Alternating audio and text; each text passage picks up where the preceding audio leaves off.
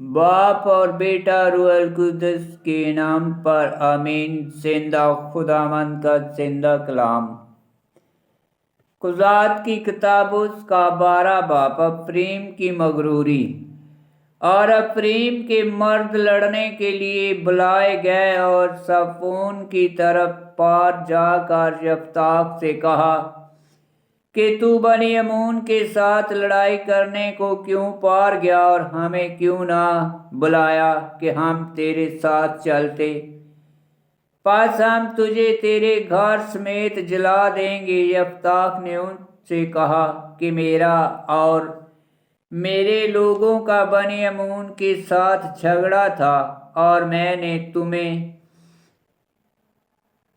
मेरे लोगों का बनी अमून के साथ बड़ा झगड़ा था और मैंने तुम्हें बुलाया, पर तुमने मुझे उनके हाथों से ना छुड़ाया। और जब मैंने देखा कि तुम मुझे नहीं छुड़ाते तो मैंने अपनी जान हथेली पर रखी और बनी अमून की तरफ पार उतरा तो खुदावंद ने उन्हें मेरे हाथ में हवाला कर दिया। चनाचा तुम आज के दिन क्यों मेरे साथ लड़ने के लिए चढ़ आए हो।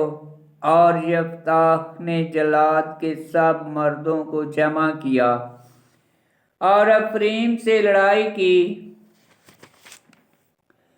और जल्लाद के आदमियों ने अफरीम को मारा, क्योंकि उन्होंने कहा था कि तुम जल्लादी अफरीम के फरारी हो जो अफरीम और मनसे के दरमियान रहते हो।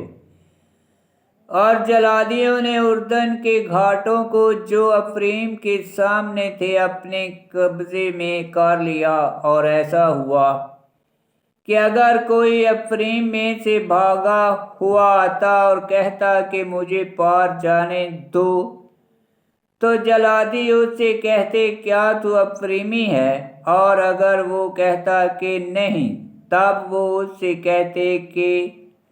कहते कहो शबूलत। और अगर वो कहता शबूलत, क्योंकि वो उसका सही तलफ़्फ़ुज़ नहीं कर सकता था, तो वो उसे पकड़ लेते और उर्दन के घाटों पर उसे कत्ल कर देते। चनाचा उस वक़्त अफरीम में से 42,000 आदमी कत्ल किए गए। और यफ्ताह 6 बरस तक इसराइल में काजी रहा और यफ्ताह जलादी मार गया और जल्लाद में अपने शहर में दफन किया गया। अबसान। उसके बाद बैतलहम का अबसान बनी इसराइल का काजी हुआ और उसके 30 बेटे और 30 बेटियां थीं। उसने अपनी बेटियां ब्याह दी और वो अपने बेटों के लिए 30 बीवियां घर में लाया। और वो 7 बरस तक इसराइल में काजी रहा और अबसान फौत हुआ और बैतलहम में गाड़ा गया। उसके बाद एलवन जबलूनी इसराइल का काजी हुआ और वो इसराइल में 10 बरस तक काजी रहा। और एलवन जबलूनी मार गया और जबलून के मुल्क में अलेऊन में गाड़ा गया। अब्दून।